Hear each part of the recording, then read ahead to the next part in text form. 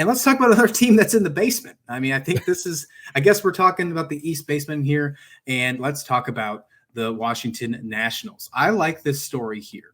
And I think the storyline with the Washington Nationals, that this could be a very fun storyline to pay attention to in the spring, and that's the third base role. Who will start?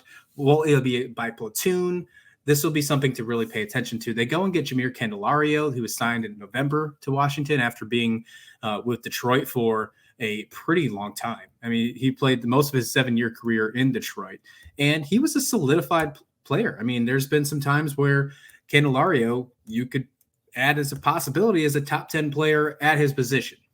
Now, you also have this guy in Carter Kieboom, who before he got injured was this huge breakout prospect in AAA. Super excited to see him. Everybody was so pumped. I was so pumped. Right after the World Series win in 2019, they were talking about how this guy was going to be the next that's coming for Washington. I made him happy, made him okay with being able to let Anthony Rendon walk, but he has an injury, had to get Tommy John surgery, sidelined him for the entire 22 season. He's now 25 years old, and he's only played 91 games at third base for the Washington Nationals. There's a couple other prospects that could be in there. Of course, another veteran utility player in Vargas as well.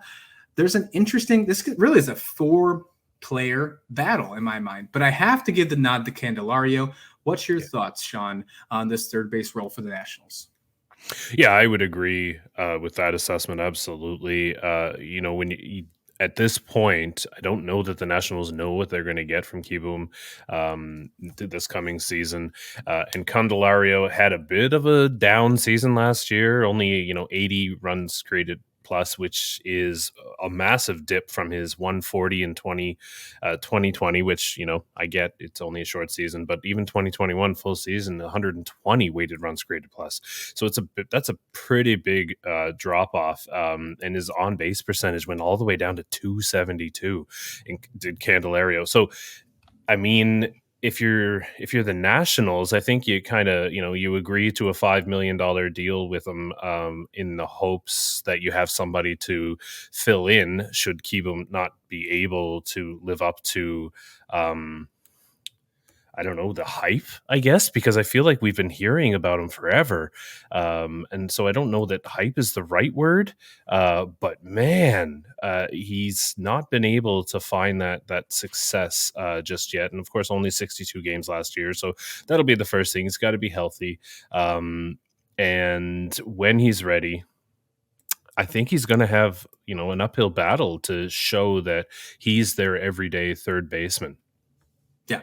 Now, I think Carter would be a fantastic piece if he could figure it out and get it together. My baseball card collection would thank that as well, because I have a lot of his rookie cards.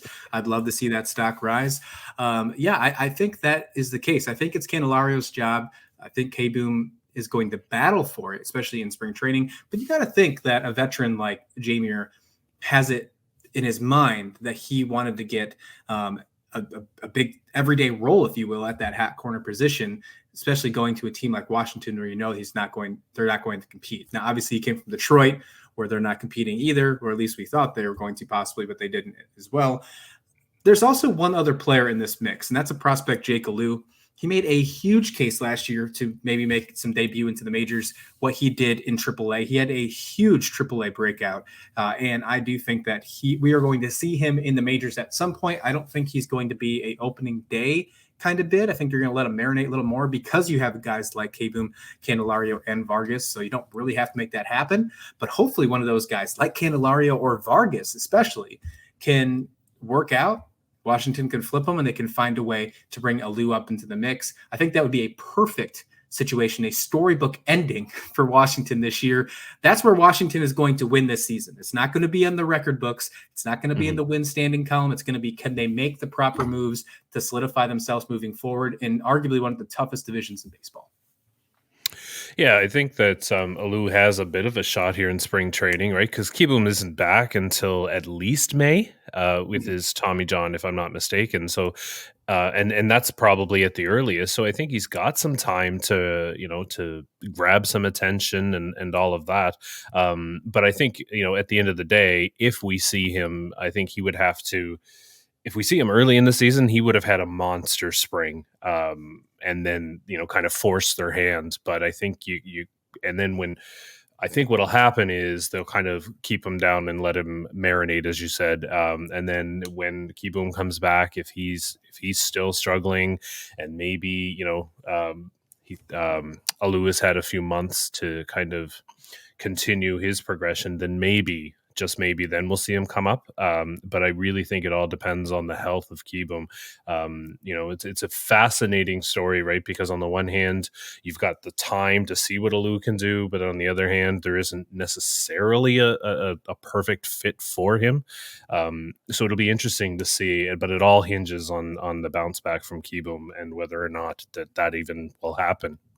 Yeah, with the prospects coming into play, if you haven't paid attention to the prospects in years past, make sure you do that this year. If you get MLB TV, the package, you also get the minor league package this year, one of those new updates that came out just recently in the owners' meetings. That is a fantastic deal. Get more of that minor league baseball in you because, I mean, you're good. That's the players of the future. That's exactly what we want to see.